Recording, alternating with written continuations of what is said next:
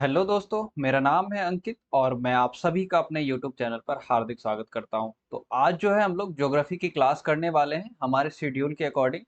और ज्योग्राफी की क्लास में जो हमारा चैप्टर 2 था, चैप्टर 2 जिसका नाम है विश्व जनसंख्या वितरण घनत्व और वृद्धि, इसका आज हम लघु उत्तरीय और दीर्घ उत्तरीय प्रश्नोत्तर करने वाले हैं। यानी कि जो सब्जेक्ट जो क्वेश्चन 5 नंबर और 2 नंबर में पूछे जाते हैं, इनमें उन सभी क्वेश्चन को भी रखा गया है इस चैप्टर से रिलेटेड जो पिछले 5 वर्षों में पूछे गए हैं।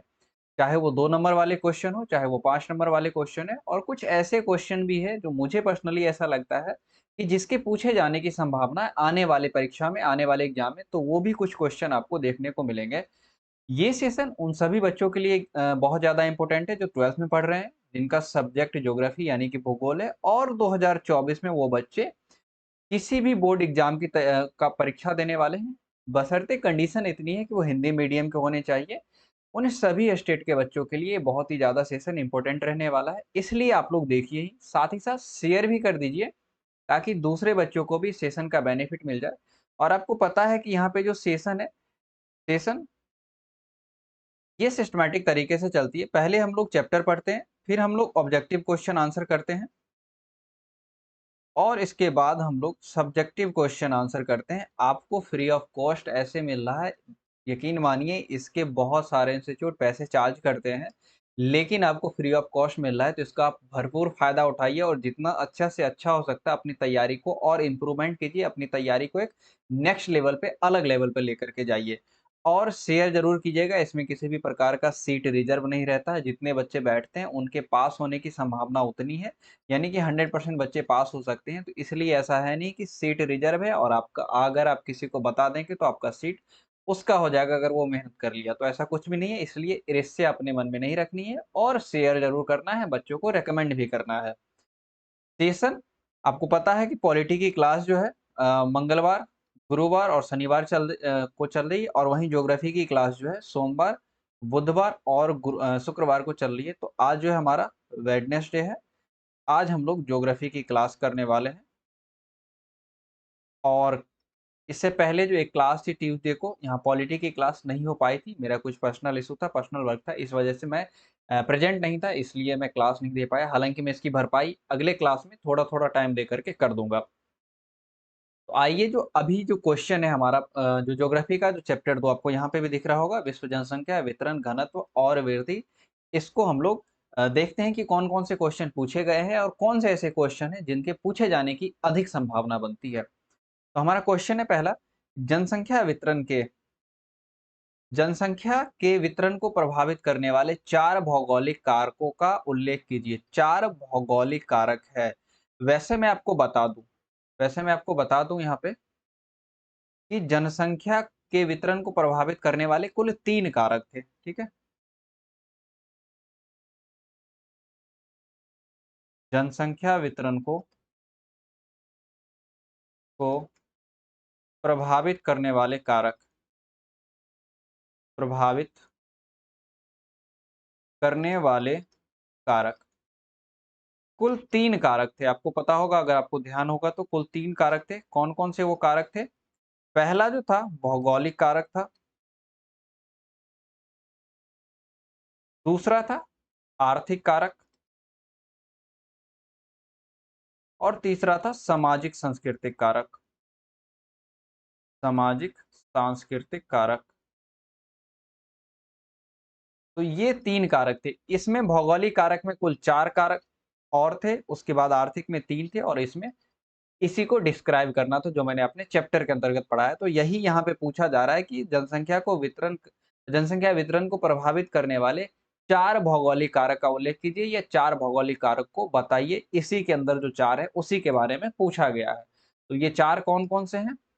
जल की उपलब्धता, जहाँ लोग रहेंगे वहाँ पीने योग्य पानी होना चाहिए, सिंचाई करने योग्य पानी होना चाहिए। इसके अलावा मवेशियों के लिए भी पानी की ज़रूरत होती है। बहुत सारे ऐसे रीज़न हैं जिसके लिए पानी की आवश्यकता होती है, तो पानी बहुत ही ज़्यादा ज़रूरी है। दूसरा है भू-आकृति, जो समतल मैदान होता है, इसमें लोग बसना पसंद करते हैं, और साथ ही साथ जो उस जगह पे खेती भी की जा सकती है, ऐसा लोग प्रेफ़र करते हैं।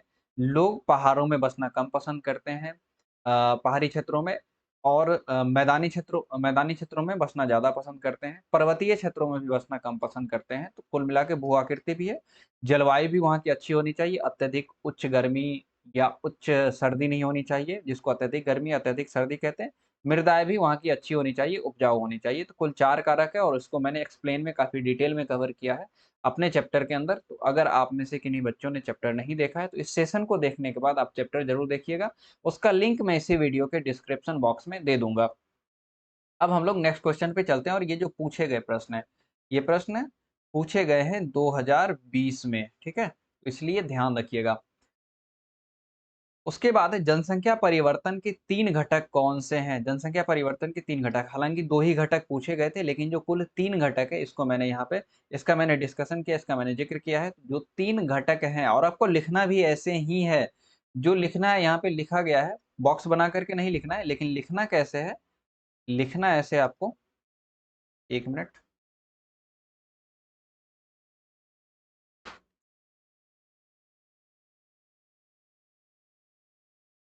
लिखना है आपको ऐसे, आपको भौगोलिक कारक दे देना है, ठीक है? एक लाइन आपको लिखना है कि जनसंख्या वितरण के भौगोलिक कारक। इतना लिखने के बाद भौगोलिक कारक लिखना है और उसके बाद जो 4 भौगोलिक कारक है, इस तरह से एरो बना करके आपको चारों कारक लिख देने हैं। अगर 2 नंबर में ही पूछा जाता है और 2 नंबर में पूछा गया तो इस तरह से अगर आप लिखते हैं तो पूरे 2 का 2 नंबर आपको मिल जाएगा। तो ऐसे ही लिखिएगा आंसर। और जनसंख्या परिवर्तन के 3 घटक कौन से हैं? जन्म दर है, जन्म दर जिसको प्रजननता कहते हैं और ये क्या होता है, ये सब आप चैप्टर के अंदर अच्छे से पढ़ चुके हैं। मृत्यु दर और प्रवास, ये 3 घटक होते हैं जनसंख्या परिवर्तन के, जिस वजह से जनसंख्या कहीं किसी जगह की जनसंख्या घटती या बढ़ती है। आई होप आपको समझ में आ गया होगा। नेक्स्ट क्वेश्चन पे हम लोग चलते हैं। नेक्स्ट क्वेश्चन है जन्म दर और मृत्यु दर में अंतर स्पष्ट करें। तो हमें एक लाइन यहाँ पे लिख देना है कि जन्म दर और मृत्यु दर में अंतर, ऐसा लिख देना है। उसके बाद एक 2 बॉक्स बनाना है, एक बॉक्स में लिखना है जन्म दर, दूसरे में लिखना है मृत्यु दर और फिर जन्म दर की परिभाषा, जैसा कि यहाँ पे लिखा गया है, और मृत्यु दर की परिभाषा। आपको मैंने बताया था कि जन्म दर को अशोधित जन्म दर या मृत्यु दर को अशोधित मृत्यु दर क्यों बोला जाता है? अशोधित वर्ड जो है यहाँ पे आपको दिख रहा होगा, ये अशोधित शब्द क्यों लगाया जाता है? इसके बारे में मैंने आपको चैप्टर में बताया था और यह 2021 में पूछा गया क्वेश्चन है। देखिए, किसी के अनुसार अगर कोई भूगोलवेत्ता है, अगर उन्होंने कोई परिभाषा दिया है तो उनको कोट करते हुए लिखिएगा तो एग्जामिनर पे बहुत अच्छा इंप्रेशन पड़ता है आपके आंसर का। तो यहाँ पे मैंने बार्कले महोदय का एक जो परिभाषा था किसको लेकर के, जन्म दर को लेकर के, कि जन्म दर किसी विशिष्ट वर्ष में, कोई भी विशिष्ट वर्ष हो सकता है, 1 वर्ष, 2 वर्ष, 3 वर्ष, कुछ भी ले सकते हैं, में पंजीकृत कुल जन्मों की कुल जनसंख्या से वह अनुपात है जिसे 1000 से गुना किया जाता है। और यह किन्होंने कहा था? बार्कले महोदय ने कहा था। इसके स्थान पर आप अन्य परिभाषा भी लिख सकते हैं जो उस समय आपको याद होगा एग्जाम में। जरूरी नहीं कि यही परिभाषा लिखा जाए, लेकिन अगर आपको याद है, किसी भूगोलवेत्ता को कोट करके आप लिख रहे हैं, तो एग्जामिनर की नज़र में आपका आंसर बहुत ही टॉप प्रायोरिटी पे रहेगा और आपका 2 नंबर का पूछा गया हो या 5 नंबर का पूछा गया हो, पूरे-पूरे नंबर मिलने के पूरे-पूरे चांस रहते हैं। हालाँकि ये क्वेश्चन 2 नंबर के हैं या इससे पहले भी 2 जो क्वेश्चन हुए वो 2-2 नंबर के हैं। वहीं मृत्यु दर क्या है? अघोषित मृत्यु दर किसी क्षेत्र विशेष में किसी वर्ष के दौरान प्रति हजार जनसंख्या के पीछे मृतकों की जो संख्या होती है, उसके रूप में व्यक्त किया जाता है। यह मृत्यु दर है या इसी को अशोधित मृत्यु दर कहा जाता है। इसका जो डिटेल में मैंने अपने चैप्टर में आपको पढ़ाया है। बार-बार मैं कहता हूँ, अगर आपका चैप्टर पढ़ा हुआ है, कांसेप्ट क्लियर है, तो आप अगर थोड़ा-सा इधर-उधर भी क्वेश्चन पूछा जाए, कॉर्नर क्वेश्चन भी पूछा जाए, तो आप आंसर कर सकते हैं। इसलिए कांसेप्ट क्लियर रखिए और इसके लिए आपको चैप्टर पढ़ना होगा। चैप्टर मैं पढ़ाता हूँ, तो आप आकर के हमारे चैनल पे ज़रूर पढ़ें। नेक्स्ट क्वेश्चन पे चलते हैं कि जन्म दर क्या है? ये भी पूछा गया है। 2021 में पूछा गया था कि जन्म दर और मृत्यु दर में अंतर। 2022 में पूछा गया जन्म दर क्या है? हो सकता है कि आने वाले एग्ज़ाम में ये भी पूछ ले कि मृत्यु दर क्या है? क्या पूछ सकता है? कि मृत्यु दर क्या है? या ये भी पूछ सकता है कि मृत्यु दर से आप क्या समझते हैं? या ये भी पूछ सकता है कि अशोधित मृत्यु दर से आप क्या समझते हैं? या ऐसे पूछ ले कि अशोधित मृत्यु दर क्या है? सबका आंसर एक ही हो जाएगा, ये आंसर आप दे सकते हैं, ठीक है? वहीं वहीं जो यहाँ पे जन्म दर की परिभाषा पूछी गई है, ये बार्कले महोदय के परिभाषा के अलग परिभाषा है ये। इसमें बताया गया है कि जन्म दर या अशोधित जन्म दर किसी निश्चित क्षेत्र में 2 समय अंतराल के बीच प्रति 1000 स्त्रियों द्वारा जन्म दिए गए जीवित बच्चों की कुल संख्या है। इसको जन्म दर कहा जाता है। मैं फिर से रिपीट कर दूं, जन्म दर या अशोधित जन्म दर किसी निश्चित क्षेत्र में 2 समय अंतराल के बीच प्रति 1000 स्त्रियों द्वारा जन्म दिए गए बच्चों में जीवित बच्चों की कुल संख्या है, ठीक है? जो बच्चे जिंदा बच गए उनकी संख्या है। तो आप ऐसे भी परिभाषा लिख सकते हैं। नेक्स्ट क्वेश्चन है जो 2023 के एग्जाम में पूछा गया है कि अशोधित मृत्यु दर की गणना कैसे की जाती है, और इसके बारे में मैंने आपको अपने चैप्टर में बताया है। ठीक है? अपने चैप्टर में मैंने आपको बताया है। यहाँ पे मल्टीप्लाई बाय 1000 छूट गया था, 1000 से गुना भी करना पड़ता है। अशोधित मृत्यु दर या जिसको इंग्लिश में क्रूड बर्थ रेट या सीडीआर कहा जाता है, यह क्या है कि 1 वर्ष में मृतकों की कुल संख्या, चाहे किसी बच्चे ने जन्म ले लिया हो और फिर तुरंत मर गए हो, या किसी बच्चे की उम्र 5 साल या 10 साल की उम्र में डेथ हो गई, यानी किसी भी प्रकार से मर गए हो, बुजुर्ग हो, मर गए हो, 1 वर्ष में मृतकों की कुल संख्या डिवाइडेड बाय उस वर्ष के मध्य अनुमानित जनसंख्या जितनी होगी, यानी कि मरने के बाद उस जनसंख्या से माइनस कर दिया जाएगा। उसके बाद उसको अनुमानित जनसंख्या कहते हैं और इसको 1000 से गुना कर दिया जाएगा तो हमारा अशोधित मृत्यु दर निकल जाएगा। इसके बारे में और एक्सप्लेनेशन के लिए और डिटेल जानकारी के लिए मैंने एग्जाम्पल के माध्यम से वहाँ पे समझाया था, तो आपको वीडियो देखना पड़ेगा, आपको क्लास करनी पड़ेगी, जिसका लिंक मैं इसी वीडियो के डिस्क्रिप्शन बॉक्स में दे दूँगा। नेक्स्ट क्वेश्चन है, अशोधित जन्म दर की गणना कैसे की जाती है? यहाँ पे पूछा गया है 2023 में क्वेश्चन कि अशोधित मृत्यु दर की गणना कैसे की जाती है? तो हो सकता है आने वाले एग्जाम में ऐसा मेरा गट फीलिंग है, ऐसी संभावना है कि पूछा जाए क्वेश्चन, क्योंकि क्वेश्चन का जो पूछने का तरीका, जो पैटर्न है वो धीरे-धीरे चेंज हो रहा है। आपको यहाँ दिख रहा होगा कि जन्म दर और मृत्यु दर में 2021 में पूछा गया अंतर, 2022 में सिर्फ जन्म दर पूछा गया, हो सकता है आने वाले एग्जाम में सिर्फ मृत्यु दर पूछा जाए। 2023 के एग्जाम में अशोधित मृत्यु दर की गणना कैसे होती है, कैसे अशोधित मृत्यु दर निकाला जाता है, उसका फॉर्मूला क्या होता है, ये पूछा गया है। हो सकता है आने वाले एग्जाम में अशोधित जन्म दर की परिभाषा या मतलब अशोधित जन्म दर की गणना कैसे की जाती है या उसका जो फॉर्मूला है, जो सूत्र है, वो पूछ लिया जाएगा। तो अशोधित जन्म दर जिसको क्रूड बर्थ रेट या सीबीआर कहते हैं, 1 वर्ष में जन्मे जीवित बच्चों की संख्या को भाग देना है उसी वर्ष के मध्य कुल जनसंख्या में और 1000 से गुना कर देना है। ये फॉर्मूला आपको एग्जाम में लिखना है अगर पूछा जाता है तो। मैं उम्मीद करता हूँ आपको समझ में आ गया होगा। मैं यहाँ पे बहुत ज़्यादा एक्सप्लेन नहीं करने वाला हूँ क्योंकि मैंने डिटेल में इससे पहले ही अपनी क्लास में बहुत एक्सप्लेन कर दिया है। इसलिए अगर आपको और अधिक डिटेल में जानना होगा तो आप क्लास देखिए हमारा। उस सभी का लिंक मैं बार-बार कहता हूँ डिस्क्रिप्शन बॉक्स में दे दूँगा। इसलिए मैं कहता हूँ बार-बार, आपको लगता होगा सर प्रमोशन कर रहे हैं, इसलिए मैं कहता हूँ कि अभी अभी आपके पास टाइम है। अभी आप देखेंगे आपका कांसेप्ट क्लियर रहेगा, हो सकता है आपको इंटरेस्ट आए पढ़ने में और आप धीरे-धीरे खुद से चीज़ें करने लग जाएँ, खुद से समझने लग जाएँ, बाद में किसी की आपको ज़रूरत नहीं पड़ेगी। लेकिन अगर आप नहीं देखते हैं तो आप एक तरह से रटेंगे, आपको याद नहीं होगा। और जो मैंने एग्ज़ाम्पल के माध्यम से समझाया है, ये मैंने काफ़ी अच्छे से समझाया है अपने क्लास में, अपने लेक्चर में। तो अगर आप वो देखेंगे तो आपका कांसेप्ट क्लियर होगा वहाँ से, फिर आपको रटने की ज़रूरत नहीं पड़ेगी। हाँ, फ़ॉर्मूले है, रटना पड़ेगा, लेकिन जो प्रश्न आंसर है, जो परिभाषा है, ये आपको रटने की ज़रूरत नहीं पड़ेगी। आ जाते हैं अपने अगले क्वेश्चन पे। प्रवास के प्रतिकर्ष कारक और अपकर्ष कारक में अंतर स्पष्ट करें। प्रवास के कुल 3 कारक हैं, यहाँ 2 कारकों में अंतर स्पष्ट करने को कहा गया है। नहीं, प्रवास के 2 ही कारक होते हैं, माफ़ कीजिए, प्रवास के 2 ही कारक होते हैं।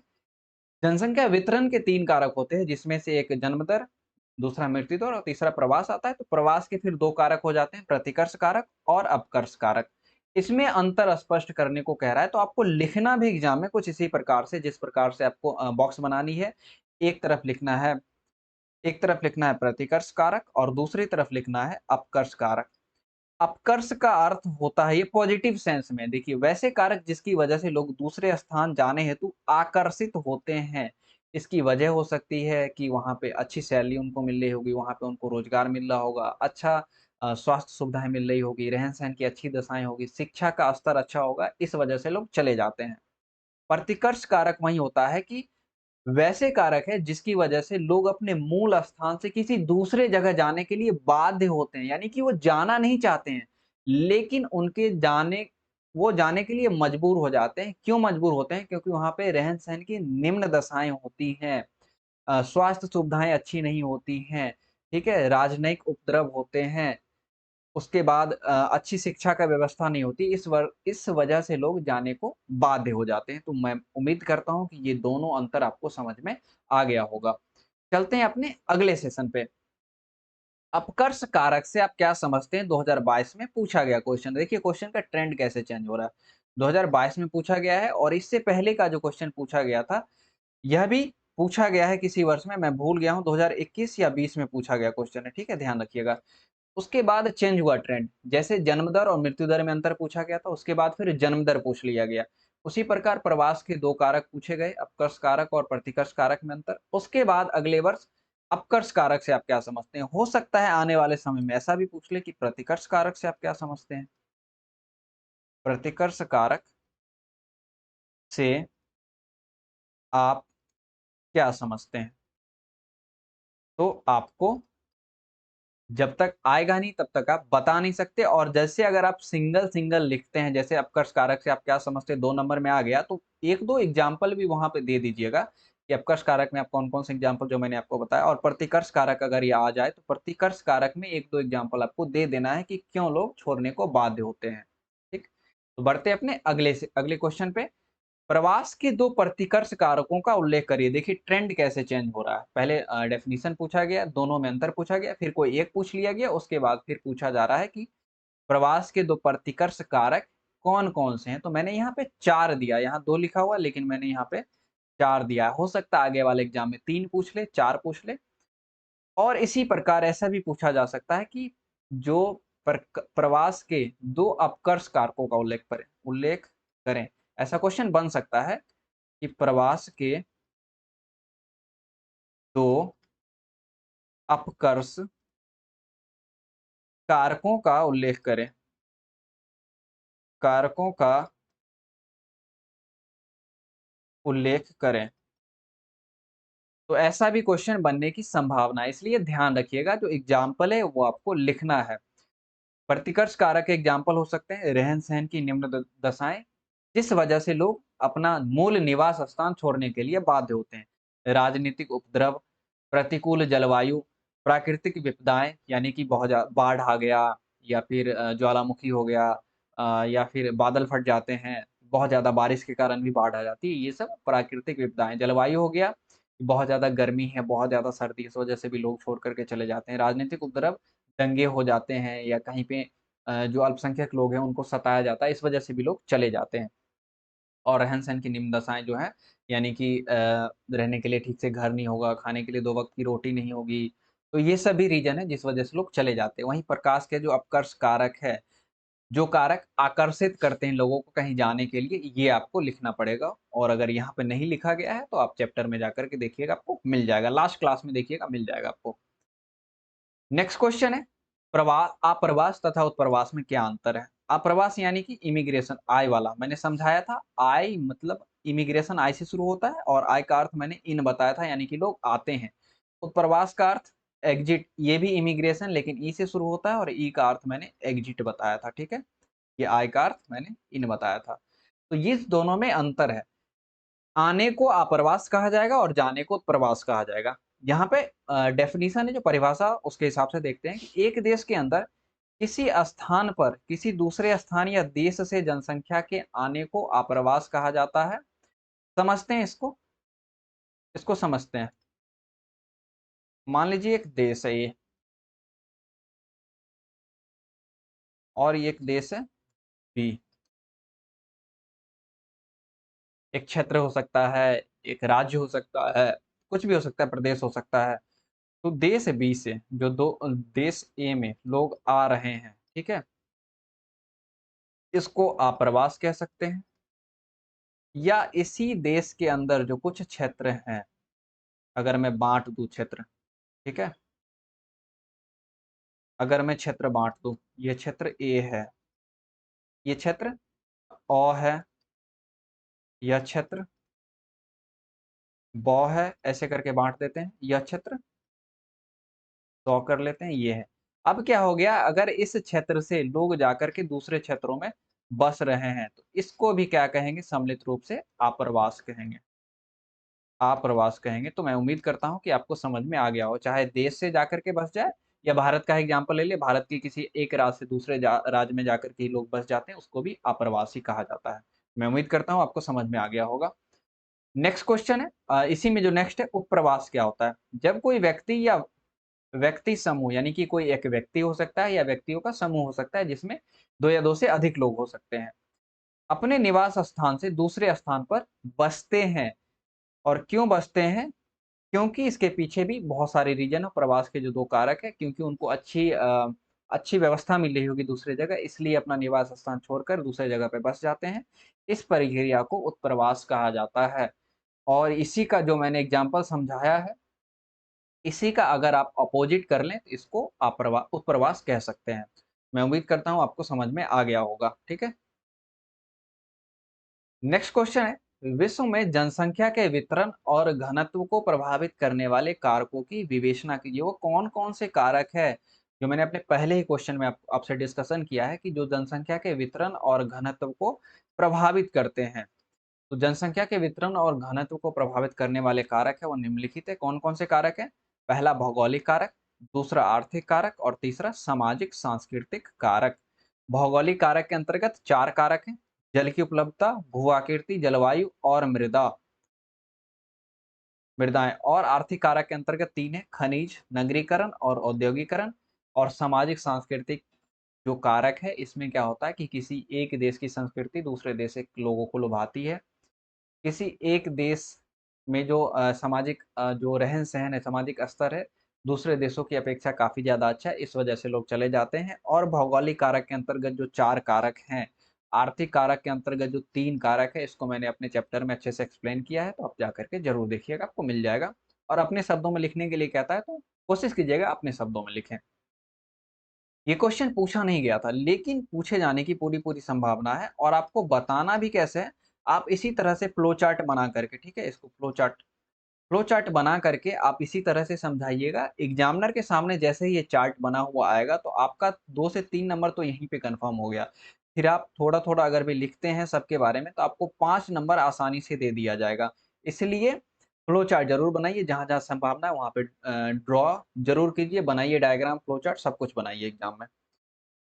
नेक्स्ट क्वेश्चन है, जननांकीय संक्रमण की 3 अवस्थाओं की विवेचना कीजिए। जो जननांकीय संक्रमण की जो 3 अवस्थाएँ हैं, पहली, दूसरी और तीसरी, इसके बारे में मैंने आपको बताया है।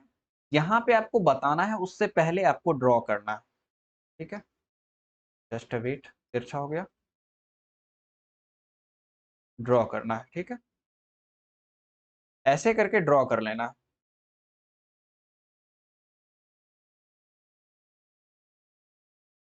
पहली अवस्था, दूसरी अवस्था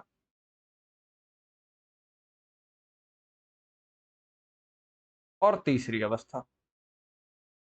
यहाँ पे लिखना भी आपको, यहाँ पे लिखना है आपको, पहली अवस्था, या ऐसे लिख सकते हैं, अवस्था 1,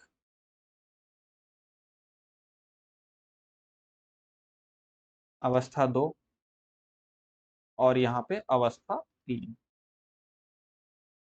मैं जो है यहाँ पे एक पिक्चर लगा सकता था, लेकिन आपको एग्ज़ाम में ड्रॉ करना है, तो मुझे भी ऐसा बताना पड़ेगा कि आपको इस तरह से ड्रॉ करना पड़ेगा, आपको इस तरह से लिखना पड़ेगा, ठीक है? तो पहली अवस्था में जो होती है, और यहाँ पे अगर आप लिख सकते हैं तो लिख दीजिएगा अ क्रूड डेथ रेट, सीडीआर या ऑब्लिक सीबीआर, ऐसे करके आप लिख सकते हैं। सीडीआर ऑब्लिक सीबीआर, यानी कि क्रूड डेथ रेट या क्रूड बर्थ रेट, जिसको अशोधित जन्म दर या अशोधित मृत्यु दर कहा जाता है, ठीक है? तो पहली अवस्था में, और नंबरिंग भी होती है यहाँ पे, ध्यान रखिएगा, मैं ओवर भी बता देता हूँ, आपको अच्छे से बनाना है एग्ज़ाम में, ठीक है? आप प्रैक्टिस कीजिएगा, आपको बन जाएगा। यहाँ पे आप 35 रख लीजिए, उसके बाद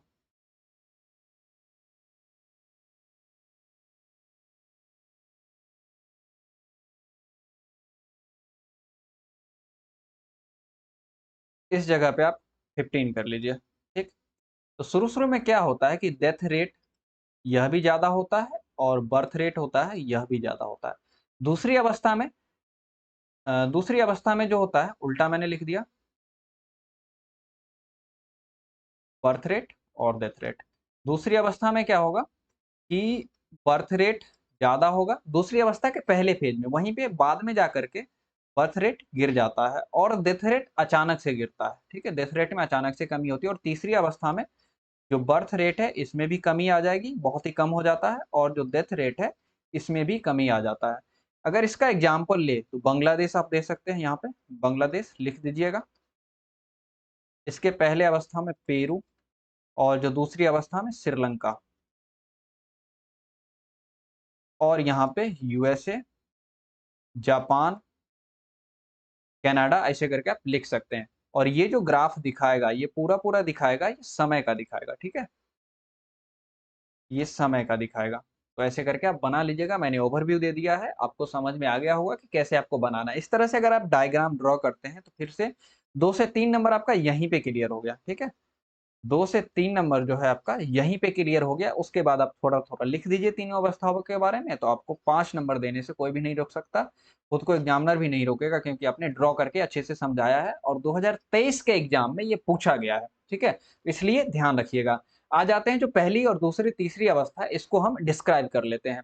जो पहली अवस्था है, प्रथम अवस्था आपको दिख रहा होगा, इसमें क्या है कि जो जनसंख्या होती है, अधिकांश जनसंख्या ये कृषि कार्यों में संलग्न रहती है, बहुत ज़्यादा कृषि कार्यों में रहती है। इस वजह से लोग निरक्षर हो पाते हैं, साक्षर नहीं हो पाते हैं, बहुत ही कम साक्षरता दर होती है, बहुत ही निम्न स्तर की प्रौद्योगिकी होती है, टेक्नोलॉजी बहुत निम्न स्तर का होता है, स्वास्थ्य सुविधाओं की बहुत कमी होती है और इस वजह से मृत्यु दर और जन्म दर ये दोनों उच्च रहता है, ये दोनों हाई रहता है। शायद आपको नहीं दिख रहा होगा। उसके बाद जो द्वितीय अवस्था है, इसमें क्या होता है कि प्रारंभ में उच्च जन्म दर होता है, लेकिन समय के साथ-साथ इसमें जन्म दर में गिरावट होती है, जैसा कि यहाँ आपने देखा बर्थ रेट में क्या हो गया, गिरावट हो गया। तो ब इसमें क्या होता है धीरे-धीरे स्वास्थ्य सुविधाओं में सुधार होता है, साक्षरता दर धीरे-धीरे बढ़ता है और इस वजह से मृत्यु दर जब स्वास्थ्य सुविधाओं में सुधार हुआ, तो मृत्यु दर जो बहुत तेज़ी से गिरती है और इसकी तुलना में जो जन्म दर है उतनी तेज़ी से नहीं गिरती है। दूसरी अवस्था के प्रारंभिक फ़ेज़ में बात कर सकते हैं। वहीं तीसरी अवस्था में क्या होता है जनसंख्या शिक्षित हो जाती है, अच्छी स्वास्थ्य व्यवस्था देखने को मिलती है, टेक्नोलॉजी बहुत ज़्यादा हाई होता है, जनसंख्या सीमित परिवार की विचारधारा का समर्थन करता है यानी परिवार में 3-4 लोग हों, जन्म दर और मृत्यु दर में तेज़ी से गिरावट आती है क्योंकि अच्छी स्वास्थ्य व्यवस्था भी हो गई और जनसंख्या भी बहुत अच्छे से शिक्षित हो गई, टेक्नोलॉजी भी बहुत ज़्यादा हो गई। जिस वजह से क्या होता है कि जनसंख्या या तो स्थिर हो जाती है या वह मंद गति से बहुत ही धीरे गति से बढ़ती है। आज से 200 वर्ष पहले, ठीक है? 200 वर्ष पहले विश्व की जो विश्व का जो जननांकीय संक्रमण का जो फ़ेज़ था वो पहली अवस्था में था। 200 वर्ष पहले दुनिया के सभी देश जननांकीय संक्रमण की पहली अवस्था में थे। लेकिन धीरे-धीरे इसमें चेंज होता गया। तो अभी इसमें बांग्लादेश का ज़िक्र आता है।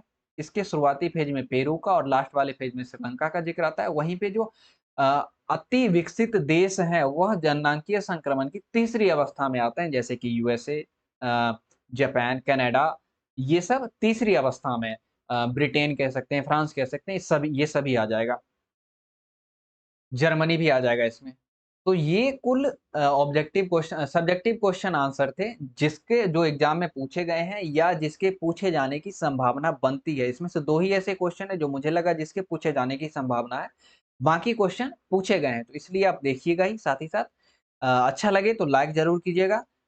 सेशन को शेयर कीजिए, हमारे चैनल को सब्सक्राइब कीजिए, बेल आइकन को प्रेस करिएगा ताकि आपको नोटिफ़िकेशन समय से मिल जाए और नोटिफ़िकेशन के लिए आप हमारा टेलीग्राम ग्रुप भी जॉइन कर सकते हैं। साथ ही साथ अगर मुझे कुछ पीडीएफ वगैरह शेयर करना होगा तो मैं टेलीग्राम ग्रुप पे ही करूँगा और कमेंट ज़रूर कीजिएगा, ये मेरा फ़ेवरेट सेक्शन है। मैं देखिएगा मैं आपके कमेंट का आंसर करता हूँ, बहुत सारे बच्चों का कमेंट का आंसर करता हूँ, इसलिए कमेंट ज़रूर कीजिएगा कि आपको सेशन कैसा लगा। मिलते हैं अपने अगले सेशन में तब तक के लिए आप अपनों का ख्याल रखिए। Thank you.